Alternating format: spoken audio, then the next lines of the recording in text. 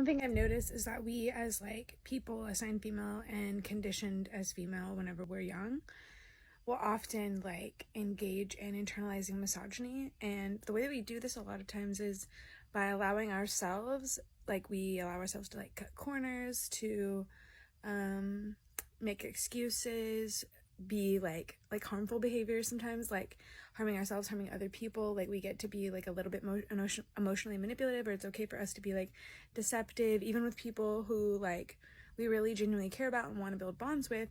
And so like we don't like necessarily think of like the full weight of like what does deception do to a relationship. Like it can really damage trust and things like that.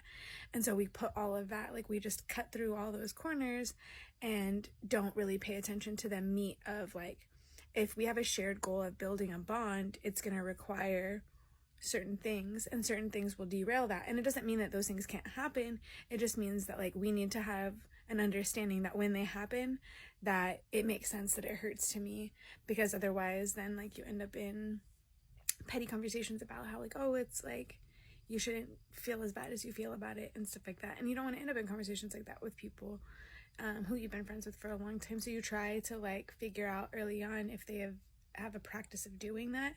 And I think that's the key to like understanding this, is that it's not about how people treat us. It's about like, how do people treat everybody, each other, themselves? Do you approach things from a center of like making excuses, making justifications for harm, or for, you know, even to yourself for harm?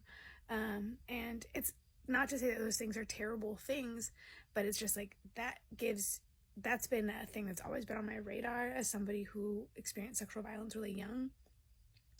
And then like the misogyny and white supremacy of it all was like really damaging to me.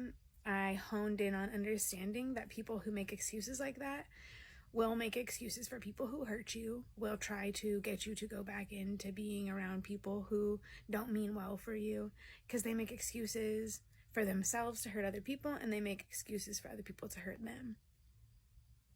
But they did it because of this, that, and the other. And that might be why they did what they did, but it's not an excuse. It's the same thing with being autistic. Like being autistic might be the reason that I having ADHD may be the reason that I have impulsivity issues, but it's not an excuse for me to be impulsive and hurt people and not ever apologize and own up to like my mistakes, or to not ever try to change that behavior. I've got to do that.